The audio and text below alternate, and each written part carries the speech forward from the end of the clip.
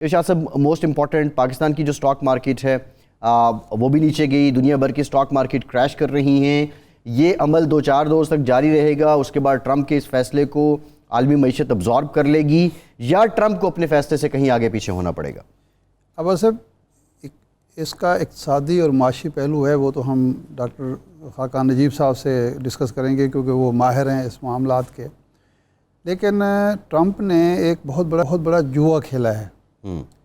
अब तक ट्रंप के अमेरिका जो है या अमेरिका का किरदार एक सुपर पावर के तौर पर पूरी दुनिया के बज़ाम ख़ेश अपने तौर पर एक सरप्रस्त का था, एक बड़े भाई का था, एक बालातर रियासत का था और सुपर पावर का था।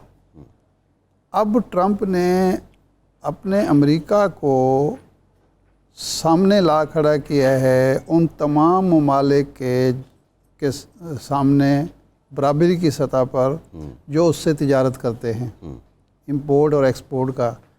कनाडा है तो वो भी हम बराबर के लेवल पर हैं, आप इतना देंगे या हम इतना देंगे, आप इतना लेंगे हम इतना लेंगे। चीन है, रूस है, फ़लाँ है, इवन पाकिस्तान है, बांग्लादेश है, ताइवान है। तो अगर तो ये सस्टेन कर लेता है, ऐसा हो जाता है जो ट्रंप चाहता है कि वहाँ मैन्युफैक्चरिंग जो है वो शुरू हो जाती है, वहाँ इंडस्ट्री चल पड़ती है, सारी दुनिया मान लेती है, और जिस तरह वो कह रहे हैं कि 7 ट्रिलियन डॉलर हमें फौरी तौर पर आमदनी हो जाएगी, वो हो जाती है तो फिर तो वाह वाह हो जाएगी अमेरिका की और ट्रंप की। और ट्रंप कहेगा कि देख लें जी, मैं अपनी इंडस्ट्री को भी चीन से, ताइवान से, वियतनाम से, फ़लाँ जगह से वापस ले आए हूँ, रोज़गार के इतने हज़ार या इतने लाख मौके मज़ीद पैदा कर दिए हैं, इतना पैसा हमारी किटी में आ गया है। लेकिन अगर ये नाकाम होता है तो इसका मतलब ये है कि अमेरिका एक सुपर पावर के तौर पर अपनी बात मनवाने से कासिर रहा है। ये वो नेगेटिव पॉइंट है जिसका अमेरिका के दानिश्वर जो हैं सामने ला के ये तजिया करने में मसरूफ़ हैं कि जी फ़वाइद क्या हैं और नुकसानात क्या हैं। तो आप देखते हैं कि ये जुआ उसका कामयाब रहता है या नहीं रहता। बिल्कुल ठीक, क्योंकि बहरहाल इसमें ख़दशात ख़तरात ज़्यादा हैं और इम्कानात, फ़ायदे के इम्कानात, मफादात के हुसूल के इम्कानात ज़्यादा नहीं हैं। मैं ये नहीं कहूँगा कम हैं, लेकिन ज़्यादा नहीं है। एक जुआ है जो कामयाब भी हो सकता है, नाकाम भी हो सकता है। लेकिन खाकान नजीब साहब से हम पूछेंगे कि ये दुनिया भर में जनाब स्टॉक मार्केट्स क्रैश कर गई और अमेरिका का दबाव बढ़ रहा है। ये चंद दिनों में जिस तरह ट्रंप साहब कहते हैं हालात नॉर्मल हो जाएंगे, अमेरिका अचीव कर लेगा, ये अचीवेबल टारगेट्स हैं या इसके कुछ माशी और इक़्तिसादी तौर पर नुकसानात भी हैं जिसका सामना अमेरिका को करना पड़ सकता है? तो अमेरिकन अथॉरिटीज़ का what is their perspective? I think वो 3 चीज़ें जो हैं वो चाहते हैं की तरफ मूव किया जाए। नंबर 1, ट्रेड डेफिसिट, यानी कि जो उनका मुल्कों के साथ ट्रेड डेफिसिट है।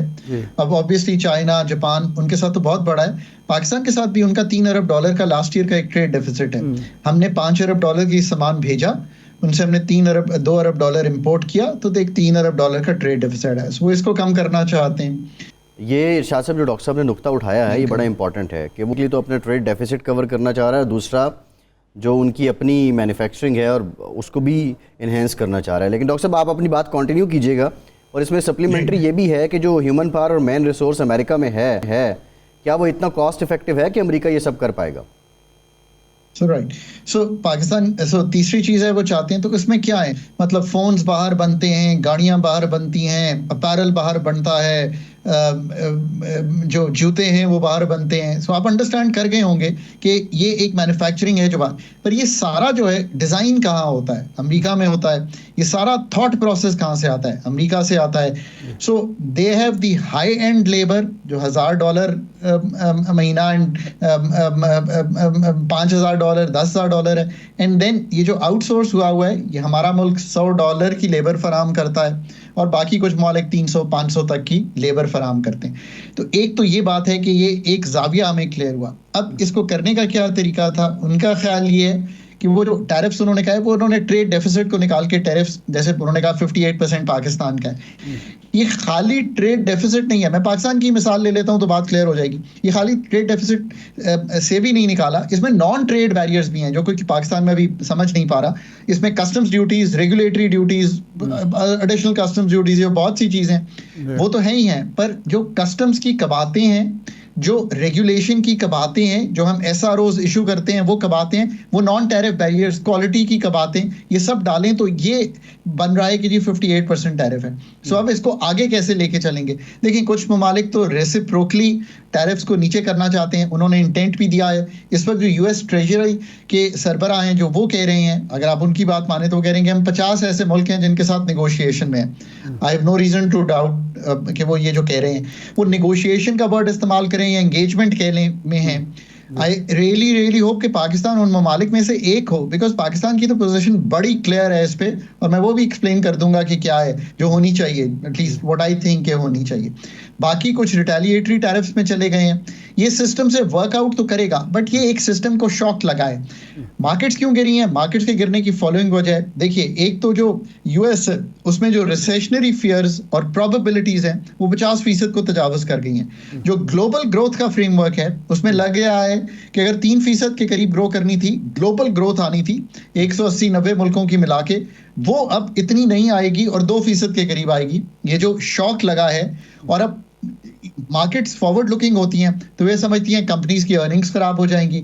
अगर आईफोन 1500 की बजाय 2300 का होगा तो लोग नहीं लेंगे।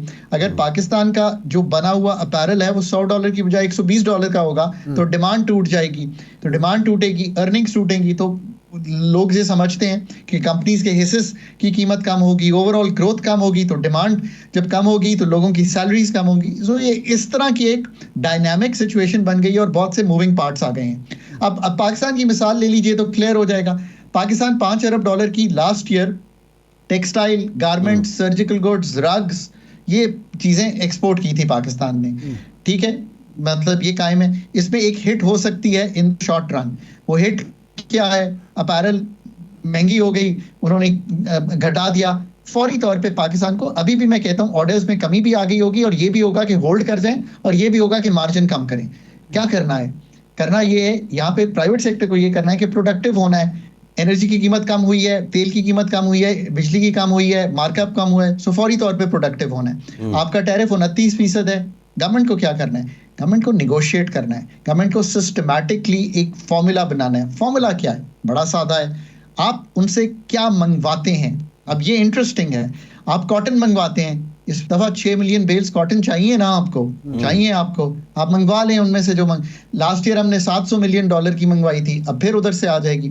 फिर स्टील एंड जो मशीनरी है, स्टील और स्टील की प्रोडक्ट्स भी मंगाते हैं, मशीनरी भी मंगाते हैं ना, हम वो मशीनरी बना सकते हैं, सो उस पर भी हम बात की जा सकती है।